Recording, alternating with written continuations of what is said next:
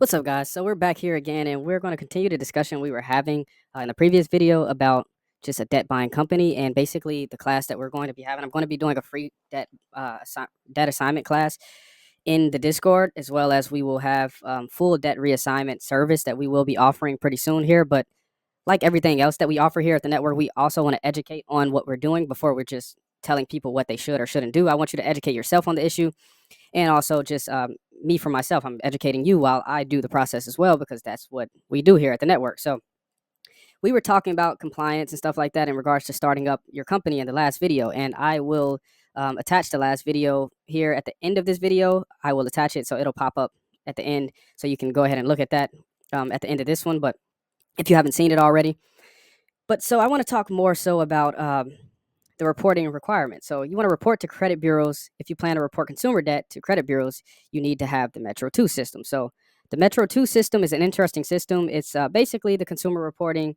mitigator. So that's something that you guys need to do some research on. I also will be doing a full course on Metro 2 and how it works and stuff like that.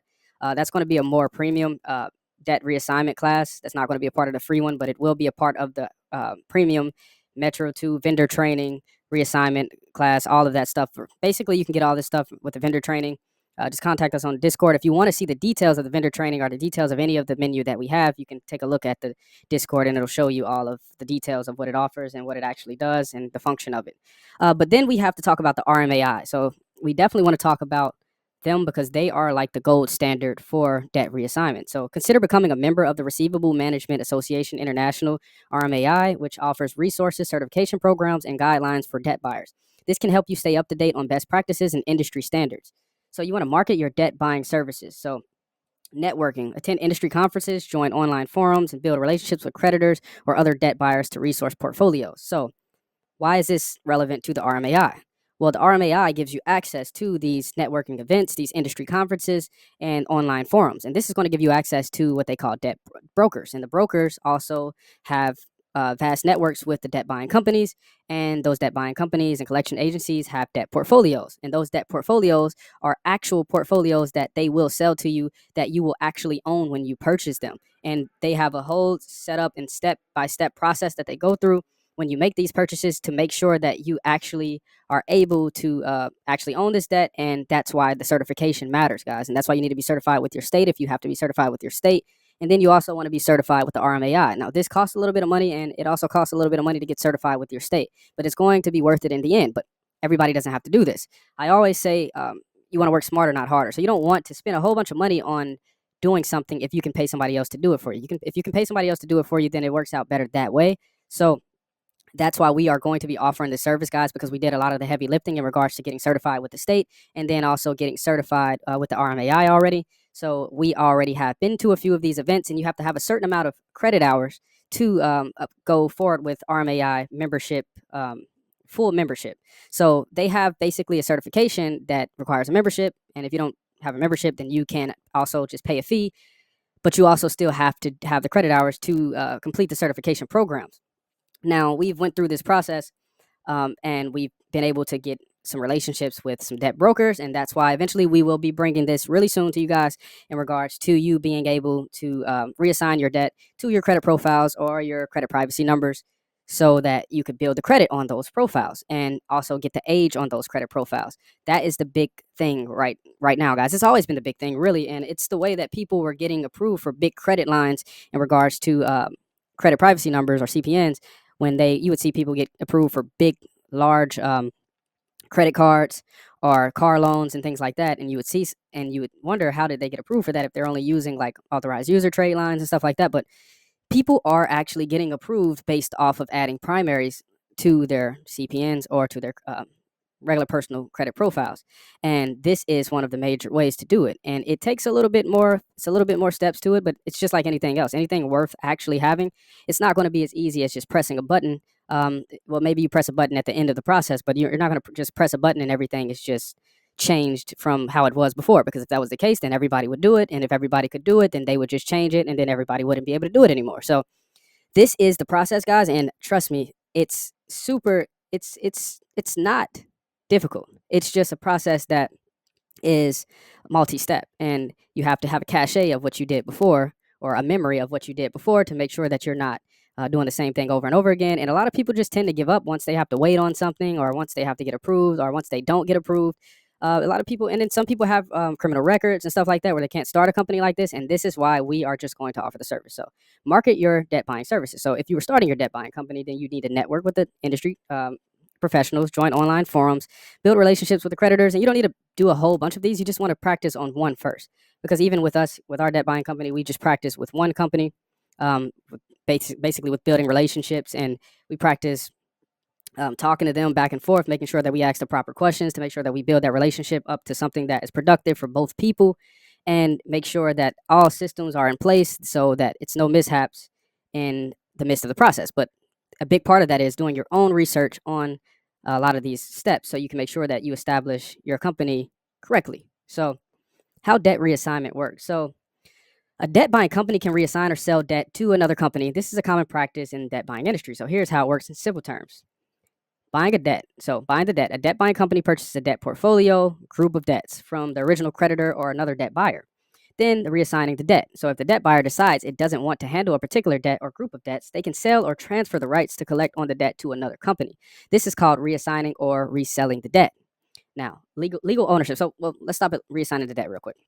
So if the debt buyer decides it doesn't want to handle a particular debt or group of debts, they can sell or transfer the rights to collect on the debt to another company. This is called reassigning or reselling the debt. So this is where we are sitting right now. We are transferring the rights to collect on the debt to another company. So we're taking advantage of the fact that we have the right to collect on that debt, and we have a right to own that debt by purchasing that debt. Once we purchase that debt, we want to get legal ownership. So that's number 3, legal ownership. When a debt is reassigned, the new company that buys the debt now owns it. This means that they have the legal right to try to collect the money owed, and they are responsible for managing the debt. And then it's important things to know. You need documentation. When reassigned, the debt buyer needs to provide proper documentation showing that they legally own the debt. And this is a big issue that a lot of people were running into in regards to like Debt Catcher, and it was a couple other debt buying sites that were like third-party sites where you didn't need any certification and anybody was basically on there, and they didn't really do any vetting for the people who were selling the debt either. This was an issue because people were thinking that they were buying actual debt portfolios because they seen a portfolio of information in debt, but then they get to actually running their information through the Metro 2 system, and then they don't have the freedom to do anything with that debt. Or they can't even get in contact with the right person because they're not properly using Metro 2.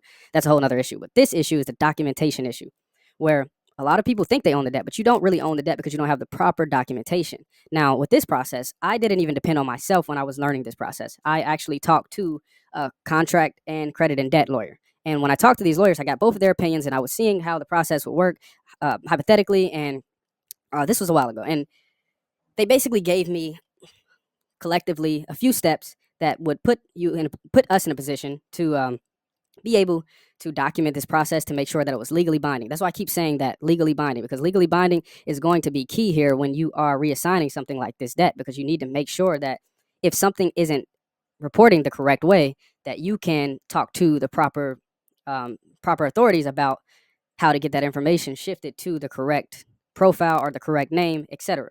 And that's why it's always better to have the power of being that certified debt buying company. But if you don't have that power of being a certified debt buying company, then you definitely want to work with someone that you know understands what's actually happening and that you can actually talk to. So this is where we come in here at the network.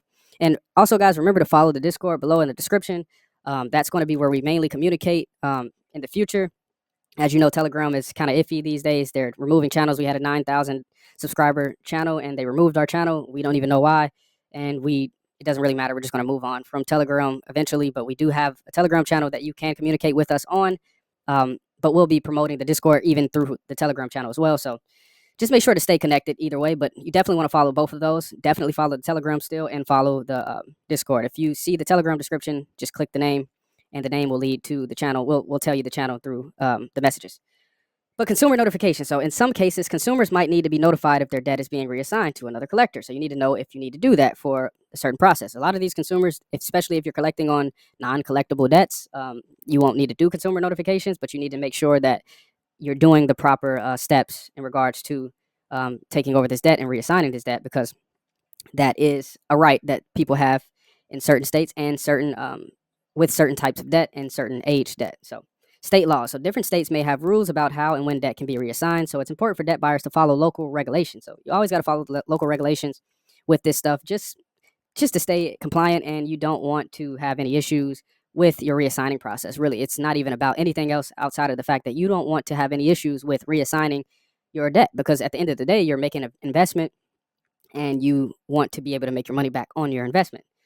So reassigning debt can help companies manage their portfolios better by focusing on debts they are more likely to collect or that fit their business strategy. So this is where we also come in as well. So there's going to be companies that are selling debt that they had before just because they don't need that debt anymore and they can't collect on it. They may be primarily focused on collecting a certain amount of debt or a certain type of debt. You never know what somebody's mission statement is with their company, but they could sell that debt at any time, and that will put you in a position to get that debt. So get a business tax receipt. So a business tax receipt is a document that proves a business has paid the required taxes to operate legally. It's like a permission slip from the government that shows the business is registered and compliant with tax laws. It is usually required for things like opening a store or running a service, and it can be checked by authorities to ensure the business is following local rules. To get a business tax receipt, you generally need to follow these steps. So register your business. Well, let me explain this first. Business tax receipt is something that you'll need most likely in some states for getting certification with the state to start a debt buying company. So to get a business tax receipt, you generally need to follow these steps. So register your business. First, you need to register your business with the appropriate government authority. This could be at the city, county, or state level, depending on where your business is located. Apply for the tax receipt. Once your business is registered, you'll usually need to apply for a business tax receipt through a local government office or an online portal. It's not hard at all, guys. This is super easy stuff. This process often involves filling out an application form and paying a fee. That's basically the gist of the process. But you want to provide required information, so you may need to submit details about your business, obviously, such as the business name, address, type of business, and possibly proof of ownership or an employee identification number. You'll get a paper like that when you start your business, a form that will be able to be used for these types of processes. Then you want to pay any fees. There's always fees involved with stuff like this. That's really what it's all about. It's just collecting fees on businesses that are operating in the jurisdiction, just because that's just government.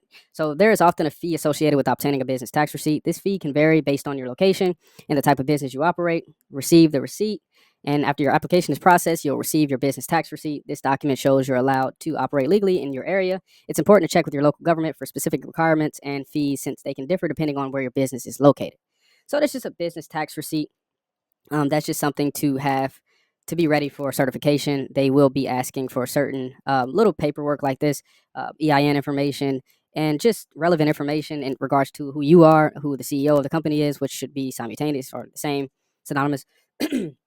And also, just to make sure that you don't have to stop the process of certification to go do this and then cause you to run into a situation where you don't actually do it because you run into too many things that you weren't prepared for. So once again, guys, like, this isn't something that's just super easy to do. Like I said, we will be offering this service really soon here. So you definitely can hit us in the Discord. We're also doing a 10K loan approvals. So you definitely can hit us in the description if you're interested in that as well. This video is educational purposes only, guys, and catch us on the next one, and we'll continue this conversation.